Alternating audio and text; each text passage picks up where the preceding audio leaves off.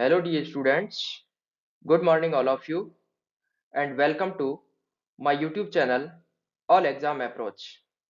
प्यारे बच्चों, आज हम मानव भूगोल के मूल सिद्धांत पाठ्य पुस्तक का 5वां अध्याय शुरू करेंगे। प्यारे बच्चों, इस अध्याय का नाम है प्राथमिक क्रियाएं, प्राइमरी एक्टिविटीज। प्यारे बच्चों, इस अध्याय के तहत हम शिक्षण बिंदु के रूप में आखेट एवं भोजन संग्रहण को समझेंगे। प्यारे बच्चों, प्राथमिक क्रिया को समझने से पूर्व हमें विदित है कि प्राथमिक क्रिया एक आर्थिक क्रिया है। अतः इसे समझने के लिए हम सबसे पहले आर्थिक क्रिया किसे कहते हैं इसकी जानकारी लेंगे। तो प्यारे बच्चों, सबसे पहले हम समझते हैं कि आर्थिक क्रिया किसे कहते हैं। लिखा है कि मानव द्वारा की जाने वाली वे गतिविधियां या क्रियाकलाप यानी ऐसी एक्टिविटीज जिनसे आय प्राप्त होती हो। क्या है बच्चों? जिनसे क्या है? आय प्राप्त होती हो। यानी व्यक्ति जो कार्य करेगा, गतिविधि का अर्थ है किसी भी कार्य को संपादित करना, तो व्यक्ति के द्वारा की जाने वाली वे गतिविधियां जिनसे क्या है, व्यक्ति को क्या है, आय प्राप्त हो, इनकम यानी क्या है, धन की प्राप्ति होती हो, वे सभी क्रिया क्या कहलाती बच्चों? इकोनॉमिकल एक्टिविटीज कहलाती है, अर्थात क्या है, आर्थिक क्रियाएं कहलाती है। प्यारे बच्चों, यहाँ पर नीचे चित्र दिया गया है, इसमें विभिन्न प्रकार की मानव द्वारा आर्थिक गतिविधियां संपादित की जा रही हैं। प्यारे बच्चों, इसके बाद हम ये जानने का प्रयास करेंगे कि आर्थिक क्रियाएं कितने प्रकार की होती हैं। देखिए, इसमें मुख्यतः आर्थिक क्रियाओं को 5 भागों में बांटा गया है। कितने भागों में बच्चों? 5 भागों में बांटा गया है। आर्थिक क्रियाओं को कितने भागों में बांटा गया है? 5 भागों में बांटा गया है। पहला है प्राथमिक क्रिया। कौन सी क्रिया बच्चों? प्राथमिक क्रिया। इसके बाद नंबर 2 पर है द्वितीयक क्रिया। इसके बाद तीसरे नंबर पर कौन सी है? तृतीयक क्रिया। और चौथी है चतुर्थक क्रिया। और पांचवी है पंचम क्रिया। प्यारे बच्चों, ये क्रियाएं है, ये समय के अनुसार परिवर्तित होती हैं। आदि मानव द्वारा जो क्रियाएं की जाती थी वो कौन सी थी? प्राथमिक क्रियाएं की जाती थी। लेकिन जैसे जैसे मानव ने विकास किया उसके अनुसार क्या है कि व्यक्ति की आर्थिक गतिविधियों में बदलाव हुआ और धीरे धीरे क्या है, वो कृषि से किस तरफ गया? उद्योगों की तरफ गया। और उसके बाद में उद्योगों के बाद में वो किस तरफ गया बच्चों? वो गया इसके बाद में सेवा क्षेत्र में। किसमें गया बच्चों? सेवा क्षेत्र में। और उसके बाद में व्यक्ति क्या है, परिवहन एवं उच्च तकनीकी की तरफ क्या है, उसने कदम बढ़ा दिए। तो प्यारे बच्चों, आपको ये बात समझ में आई होगी कि प्राथमिक क्रिया भी क्या है, एक आर्थिक क्रिया है। और आर्थिक क्रिया कितने प्रकार की होती है बच्चों? 5 प्रकार की। कितने प्रकार की? 5 प्रकार की होती हैं। तो प्यारे बच्चों, इस अध्याय में हम कौन सी क्रियाएं पढ़ेंगे? प्राथमिक क्रियाएं। तो सबसे पहले ये जानने का प्रयास करते हैं कि प्राथमिक क्रियाएं किसे कहते हैं। तो देखिए, इसमें लिखा है कि वे क्रियाएं जिनसे मानव प्राकृतिक संसाधनों का यानी जो नेचुरल जो रिसोर्सेज है उनका प्रत्यक्ष उपयोग करके, क्या बच्चों? प्रत्यक्ष उपयोग करके अपनी आवश्यकताओं की पूर्ति करता हो, अपनी आवश्यकताओं की पूर्ति करता हो, वे सभी क्रियाएं क्या है? प्राथमिक क्रियाएं कहलाती हैं। प्यारे बच्चों, इस बात को समझने का प्रयास करें। प्राकृतिक संसाधन का यहाँ पर अर्थ ये है कि जो व्यक्ति को प्रकृति से मिले हो, अर्थात प्रकृति द्वारा क्या है? प्रदत्त हो। क्या है? प्रकृति द्वारा जो प्रदत्त है वे सभी संसाधन क्या कहलाते हैं बच्चों? प्राकृतिक संसाधन कहलाते हैं, जिसमें जलवायु, मिट्टी और अन्य सभी घटक शामिल हैं। तो प्यारे बच्चों, आपको समझ में आया कि जो प्रकृति द्वारा प्रदत्त जितने भी संसाधन हैं उनसे जो प्रत्यक्ष रूप से उपयोग लेके जो व्यक्ति गतिविधि को संपादित करता है वे सभी क्या कहलाती है बच्चों? प्राथमिक क्रियाएं कहलाती है, प्राइमरी एक्टिविटीज कहलाती हैं। एक बच्चों इसमें नोट है कि प्राथमिक क्रियाओं से जुड़े श्रमिक जो लेबर है उस लेबर को कहा जाता है बच्चों रेड कॉलर कहा जाता है। क्या बच्चों कहा जाता है? रेड कॉलर कहा जाता है। यहाँ पर भी हमने रेड कलर से ही इसको संकेत के रूप में किया है और ये लोग जो है खून पसनी की कमी खाने वाले लोगों में से है। तो ये परीक्षा में पूछा जा सकता है कि प्राथमिक क्रियाओं से जुड़े श्रमिकों को क्या कहा जाता है? तो बच्चों आप उत्तर क्या लिखोगे यहाँ पर? रेड कॉलर कहा जाता है। फिर देखिए, अब हम पढ़ेंगे कि प्रमुख प्राथमिक क्रियाएं कौन-कौन सी है। प्रमुख जो प्राइमरी एक्टिविटीज हैं वो कौन-कौन सी है? इस अध्याय में देखिए बच्चों, पहला है आखेट एवं भोजन संग्रहण। आखेट एवं भोजन संग्रहण, ये कैसी क्रिया है? एक्टिविटीज कैसी रहेगी ये? प्राथमिक एक्टिविटीज है जिसे क्या है, आदिम मानव द्वारा संपादित की जाती थी। इसके बाद में दूसरी प्राथमिक क्रिया है पशुपालन या फिर क्या है, पशुचारण। इसके बाद देखिए, तीसरी प्राथमिक क्रिया है मत्स्य पालन, मछली पालन की बात की जा रही है। और इसके बाद में बच्चों देखिए, चौथी प्राथमिक क्रिया है लकड़ी काटना। और इसके बाद में पांचवी जो प्राथमिक क्रिया है वो कृषि करना है। क्या है? कृषि करना। और इसके बाद में जो छठी एक्टिविटीज है, यह है खनन। खदानों से खनिज पदार्थों को जो खोद कर निकाला जाता है उसे क्या है बच्चों? खनन कहा जाता है। और अंतिम है संग्रहण। और संग्रहण किसका बच्चों? भोजन का। किसका है? भोजन का संग्रहण भी इसमें शामिल है। तो प्यारे बच्चों, परीक्षा में आपको पूछ लिया जाए कि प्राथमिक क्रियाओं के क्या है, उदाहरण दीजिए, यानी प्राथमिक क्रियाएं कौन कौन सी होती हैं? तो यहाँ पर मुख्यतः 7 प्राथमिक क्रियाओं के उदाहरण दिए गए हैं, यानी आखेट, भोजन संग्रहण, पशुपालन, मत्स्य पालन, लकड़ी काटना, कृषि, खनन और संग्रहण। ये सभी की सभी क्या है बच्चों? ये सभी प्राथमिक क्रिया है जिनसे क्या है कि मानव एक प्राकृतिक संसाधनों के रूप में इसका प्रयोग करता है। प्यारे बच्चों, इस गतिविधियों को समझने के लिए आपको मैं यहाँ एक चित्र के माध्यम से समझाना चाहूंगा, जो आज का हमारा शिक्षण बिंदु है। और शिक्षण बिंदु में हम सबसे पहले पढ़ रहे हैं इसमें भोजन संग्रहण, यानी क्या है, व्यक्ति द्वारा अपना खाद्यान्न इकट्ठा करना। तो प्यारे बच्चों, प्रकृति प्रदत्त होगा, अर्थात क्या है कि यहाँ पर यह चित्र है, ये मिजोरम की बालिकाएं हैं जो क्या है बच्चों, संतरा इकट्ठा कर रही है। क्या है? फल है, संतरा इकट्ठा कर रही है यहाँ चित्र के माध्यम से। अर्थात क्या है कि मानव द्वारा भोजन का संग्रहण करना। और इसके बाद में यहाँ बच्चों दिखा रहा हूँ आपको दूसरा चित्र है आखेट। क्या है बच्चों? आखेट। और आखेट किसे कहते हैं? शिकार करना। किसे कहते हैं बच्चों? शिकार करना। शिकार करना। यहाँ पर देखो एक आदि मानव है। यहाँ पर देखिए ये बुशमैन जनजाति है। बुशमैन जनजाति का जो यहाँ पर आदि मानव है, जो क्या कर रहा है बच्चों? शिकार कर रहा है। क्या कर रहा है बच्चों? तीर कमान से क्या कर रहा है ये? शिकार कर रहा है। शिकार करते हुए का चित्र है। और ये दोनों कैसी एक्टिविटीज हैं?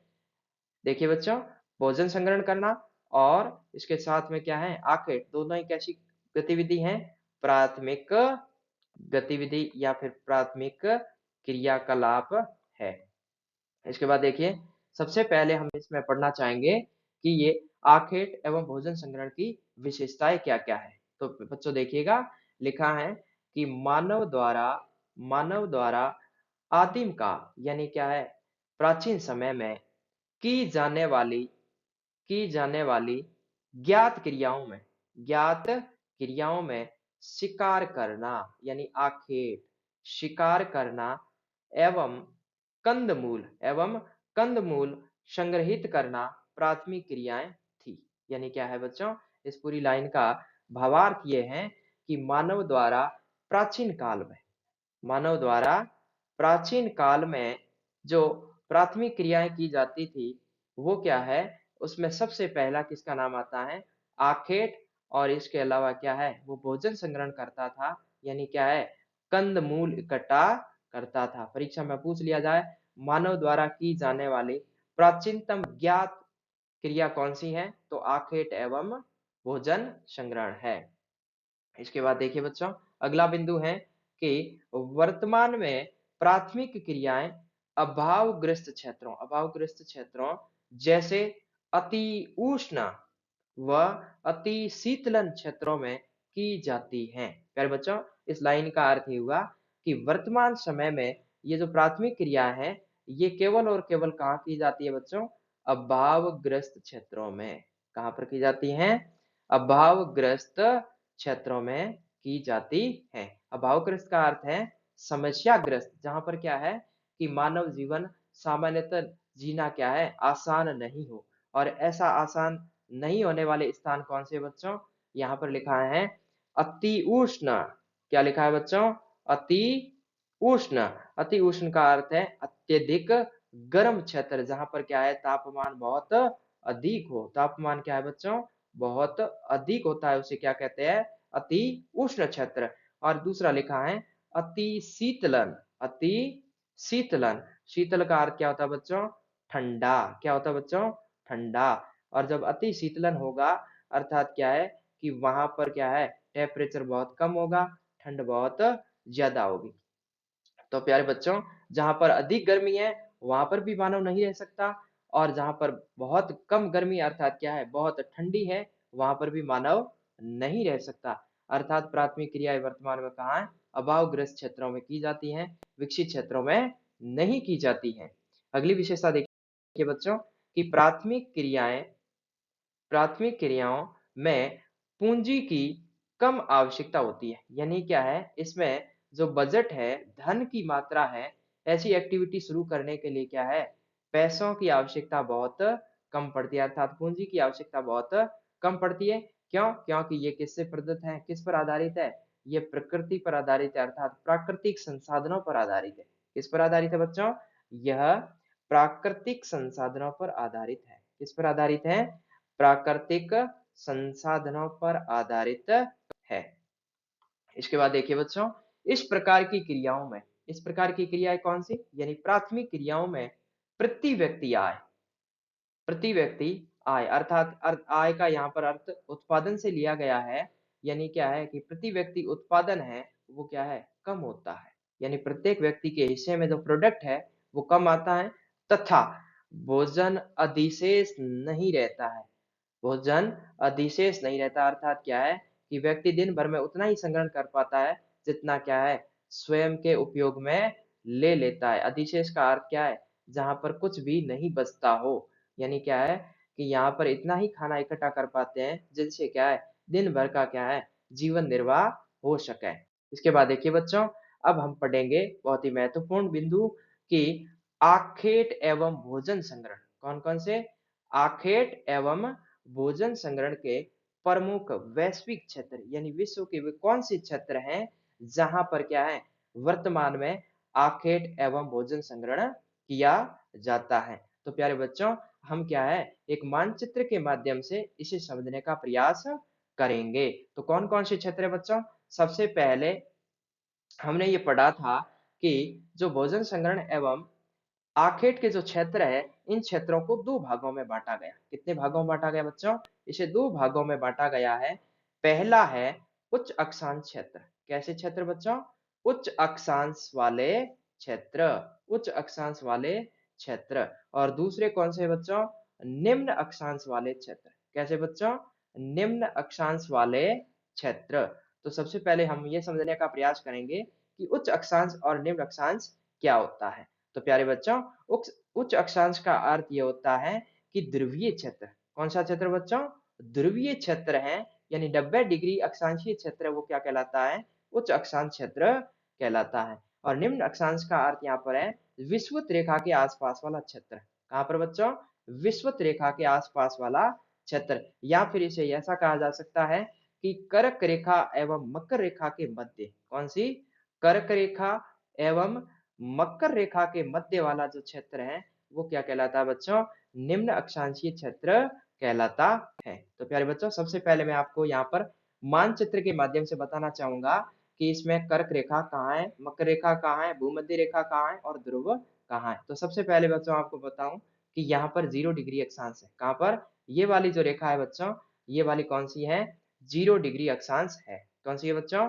0 डिग्री अक्षांश है। अर्थात यहाँ पर हम किसके बारे में बात कर रहे हैं? निम्न अक्षांशीय क्षेत्र। निम्न अक्षांशीय क्षेत्र।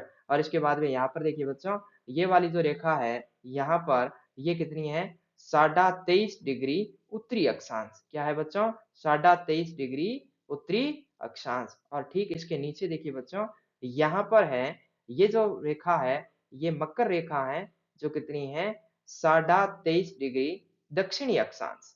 23.5 डिग्री दक्षिणी अक्षांश है, उसे क्या कहा जाता है बच्चों? मकर रेखा कहा जाता है। और जो 23.5 डिग्री उत्तरी अक्षांश है उसे क्या कहा जाता है बच्चों? कर्क रेखा कहा जाता है। क्या कहते हैं? कर्क रेखा कहा जाता है। तो सबसे पहले हम ये देखेंगे कि जो अभावग्रस्त क्षेत्र है, अभावग्रस्त का अर्थ क्या है कि विषुवत रेखा के ऊपर क्या है कि सूर्य की किरणें बच्चों क्या पड़ती है? सीधी पड़ती है। और सूर्य की किरणें जब यहाँ पर सीधी पड़ती है, अर्थात यहाँ पर क्या है, तापमान सदैव क्या रहता है बच्चों? अधिक रहता है। क्या है? तापमान सदैव क्या रहता है? अधिक रहता है।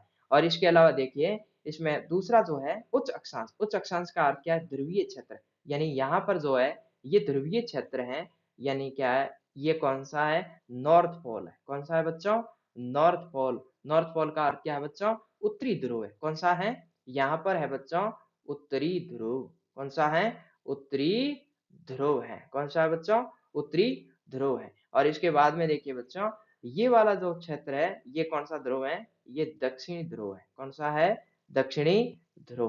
प्यारे बच्चों, हम जानते हैं कि ध्रुवों पर सूर्य की किरणें क्या है? तिरछी पड़ती है। कैसी पड़ती है बच्चों? तिरछी पड़ती है। अतः यहाँ पर क्या है? तापमान बहुत कम रहता है। और तापमान कम रहने का अर्थ क्या हुआ बच्चों?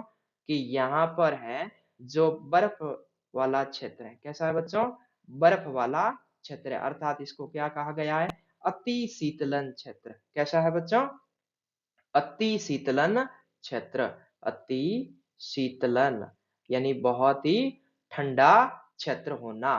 तो प्यारे बच्चों, यहाँ पर क्या है? आखेट के जो भोजन संग्रहण और आखेट के जो क्षेत्र है, इन्हें दो भागों में बांटा गया है, उच्च अक्षांशीय और निम्न अक्षांशीय। तो बच्चों, अब बोर्ड परीक्षा में आपको मानचित्र में पूछ लिया जाए कि आप उत्तरी कनाडा, उत्तरी यूरेशिया, दक्षिणी Chile, Amazon basin, Congo basin और ऑस्ट्रेलिया को मानचित्र में दर्शाइए। ये बहुत महत्वपूर्ण है। तो प्यारे बच्चों, हम अब क्या है, एक एक करके इन्हें क्या है, मानचित्र के माध्यम से आपको समझाएंगे, ताकि बोर्ड परीक्षा में जो मानचित्र आएगा उनमें ये स्थान पूछे जाने की संभावना है। तो सबसे पहले हम लेते हैं उत्तरी कनाडा। कहाँ पर बच्चों? उत्तरी कनाडा।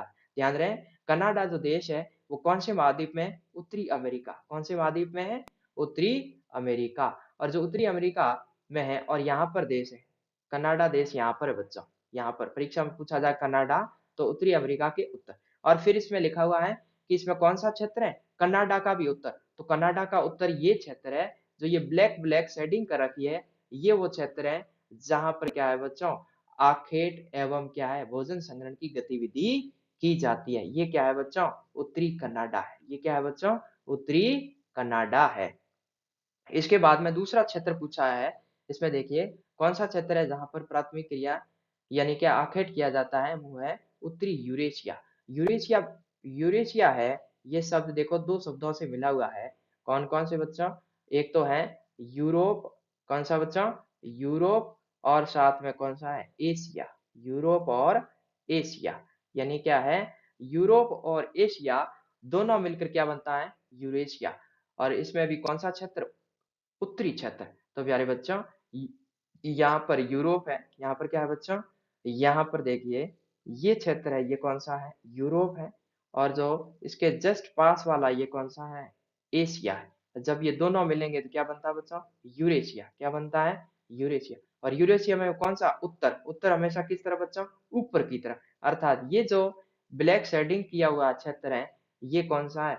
उत्तरी यूरेशिया। ये कौन सा है बच्चों? उत्तरी यूरेशिया है। उत्तरी यूरेशिया। उत्तरी यूरेशिया।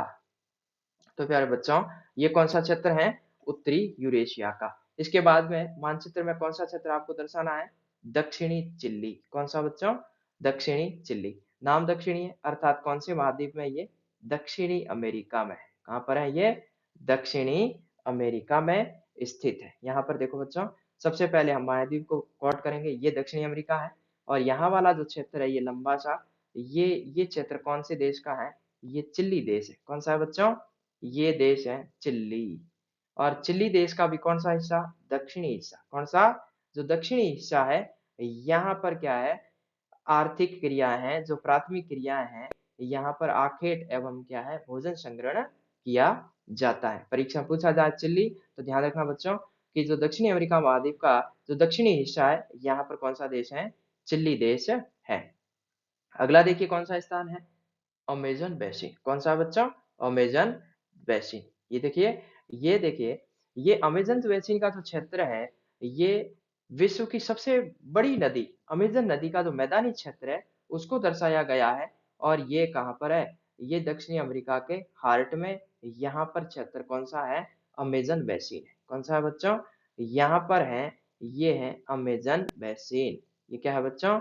अमेज़न बेसिन है। ये क्या है? अमेज़न बेसिन है। इसके बाद देखिए अगला कौन-सा है? अगला क्षेत्र है कांगो बेसिन, कांगो बेसिन। ये भी क्या है? नदीय क्षेत्र है। कौन-सा है बच्चों? ये वाला ब्लैक शेड है दक्षिणी अफ्रीका के ऊपर की तरफ, अर्थात कहाँ है? अफ्रीका महाद्वीप में। कहाँ पर है? अफ्रीका महाद्वीप में एक नदी है जिसका नाम है कांगो और उसका दूसरा नाम है जायरे। और उस नदी का जो अफवाह क्षेत्र है, वो क्या है? कांगो बेसिन कहलाता है। क्या कहलाता है बच्चों? कांगो बेसिन कहलाता है। और ये वही क्षेत्र है जहाँ पर क्या है? ये जनजातियाँ यहाँ पर प्राथमिक क्रियाएँ करती हैं। अगला देखिए बच्चों, अगला जो छठा बिंदु है, जहाँ पर आखेट एवं भोजन संग्रहण होता है, उस क्षेत्र का नाम है ऑस्ट्रेलिया। क्या है बच्चों? ऑस्ट्रेलिया। तो प्यारे बच्चों, इस क्षेत्र को अगर परीक्षा में पूछ लिया जाए, तो ये क्षेत्र है। और ऑस्ट्रेलिया के भी उत्तर की तरफ ये क्षेत्र है, जहाँ पर क्या है? प्राथमिक क्रिया अर्थात आखेट एवं संग्रहण किया जाता है। इसके अलावा यहाँ पर ये क्षेत्र अगर परीक्षा में पूछा है, तो ये न्यूजीलैंड है। ये कौन सा है? न्यूजीलैंड। ये क्षेत्र है पापुआ न्यू गिनी। लेकिन अभी आपको ध्यान रखना है केवल ऑस्ट्रेलिया कहाँ पर है बच्चों? ये ऑस्ट्रेलिया क्षेत्र है। इसके बाद देखिए बच्चों, इसका अगला ये टॉपिक रहेगा कि आधुनिक समय में, कहाँ पर बच्चों? आधुनिक समय में, यानी आधुनिक का अर्थ यहाँ वर्तमान, मॉडर्न टाइम।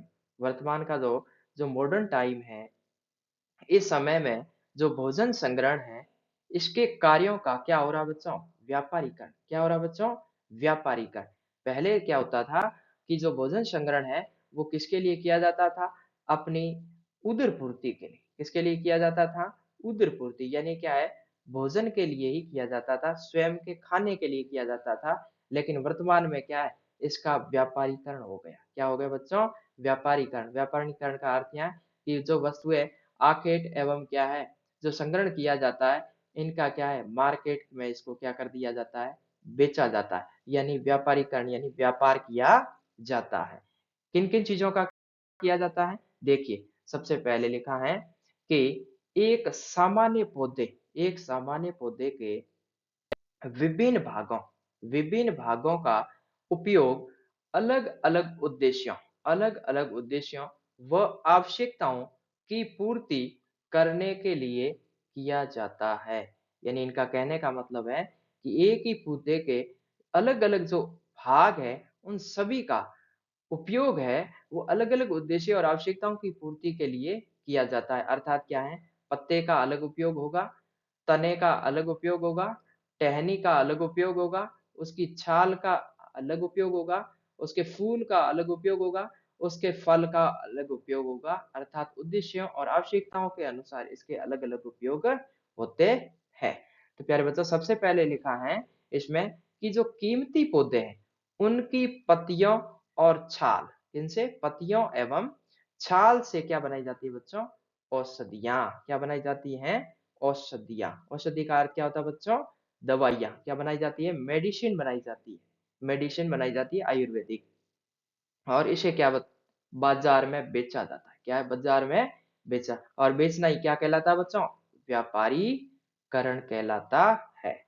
तो इसमें देखिएगा कि जो प्राथमिक क्रिया है, उनका क्या हो रहा है बच्चों? व्यापारीकरण हो रहा है। इसमें देखिए उदाहरण के तौर पर, जैसे कुनेन की छाल। कुनेन की जो छाल है, इससे किसकी दवाई बनाई जाती है बच्चों? मलेरिया की। किसकी? मलेरिया की। हमने यही पढ़ा था कि छाल से क्या औषधि बनाई जाती है। तो औषधि किसकी? जो कुनेन की छाल है, उससे किसकी बनाई जाती है? मलेरिया की क्या है? दवाई बनाई जाती है। इसके बाद देखिए, पत्तियों से जो लीव्स है, इनसे क्या है बच्चों? पेय पदार्थ। पेय का अर्थ होता है पीने योग्य। क्या है बच्चों? पीने योग्य। पेय का अर्थ क्या है? जो पीने में काम ले, अर्थात क्या है? पेय पदार्थों में क्या-क्या? चाय और कॉफी, इनका प्रयोग भी किया जाता है। अर्थात ये जो प्राथमिक क्रिया थी, इसका भी व्यापारीकरण हो गया है। यानी मार्केट में चाय और कॉफी दोनों क्या है? बेची जाती है। अगला देखिए, कुछ पौधों से प्राप्त होने वाले रेशे से कपड़ा बनाया जाता है। यानी क्या है, रेशा एक क्या है, प्राथमिक क्रिया है, और इससे क्या बना दिया जाता है, कपड़ा। और जो ये कपड़ा है, ये क्या है, मार्केट में बेचने के उद्देश्य से क्या है, लाया जाता है। यानी क्या है, मार्केट में क्या है, बेचने के उद्देश्य से रखा जाता है। इसके बाद देखिए, लिखा है कि इसके अलावा पेड़ के तने से क्या निकलता है, गोंद। और इसके अलावा क्या निकलता है, बलाटा। बलाटा भी इससे निकलने वाला लिक्विड है, किसे, तने से निकलता है, ये प्राप्त किया जाता है। इसके अलावा देखिए, नोट में लिखा है कि वर्तमान में भोजन संग्रहण का महत्व कम हो गया है। बिल्कुल, क्यों, क्योंकि मानव के पास में क्या है कि आर्थिक क्रियाओं में जो प्राथमिक आर्थिक क्रिया थी, व्यक्ति उससे ऊपर उठकर क्या है, द्वितीयक, तृतीयक और चतुर्थक, और अब वर्तमान में क्या है, पंचम क्रिया तक क्या है, पहुंच गया है। कि कौन सी, अभी तो वर्तमान में क्या है, पंचम क्रिया तक पहुंच गया है, जहां पर विवेक अधिक और शारीरिक श्रम कम की आवश्यकता होती है। इसके बाद लिखा है कि कम होने का प्रमुख कारण, यानी वर्तमान में जो भोजन संग्रहण इत्यादि प्राथमिक क्रिया है, उनका प्रमुख कारण क्या है, कृत्रिम उत्पाद। कृत्रिम का अर्थ क्या है, आर्टिफिशियल। कैसे बच्चों, आर्टिफिशियल, यानी क्या है, जिससे मानव ने निर्मित किया है। कृत्रिम का अर्थ क्या है, मानव निर्मित। मानव निर्मित, मानव निर्मित उत्पादों की अधिक मांग, यानी मानव निर्मित जो प्रोडक्ट है, उनकी डिमांड क्या है, अधिक होने से इनका इनका अर्थात क्या है, जो हमें भोजन संग्रहण के रूप में पहले इकट्ठा करते थे, इनका इनका व्यापारीकरण है, तथा बाजार प्रतिस्पर्धा में असफल हो रहे। यानी इनका ना तो बिजनेस में इतना उपयोग रहा है, और ना ही क्या है, मार्केट का कंपटीशन। यानी क्या है, बाजार प्रतिस्पर्धा का क्या है, मार्केट का कंपटीशन। उदाहरण के तौर पर लिया जाए कि जैसे कि हम कोई पशुओं को चारा डालने के लिए पहले लकड़ी की क्या है, बर्तन बना देते थे, जिसमें पशुओं को क्या है, चारा देते थे। लेकिन वर्तमान में क्या है, बाजार में प्लास्टिक या फिर क्या है, लोहे के क्या है, बर्तन मिल जाएंगे, जहां पर पशुओं को आसानी से क्या है, चराने का संसाधन उपलब्ध हो जाता है। अर्थात बाजार में जो है सस्ता मिल जाता है, अर्थात वो मार्केट की प्रतिस्पर्धा यानी क्या है, कंपटीशन में पिछड़ रहे, अर्थात क्या है, असफल हो रहे हैं। तो प्यारे बच्चों, आज का टॉपिक यहाँ पर खत्म होता है। इसके बाद में हम अगला टॉपिक है बच्चों, वो अगली क्लास में पढ़ेंगे। वीडियो देखने के लिए धन्यवाद।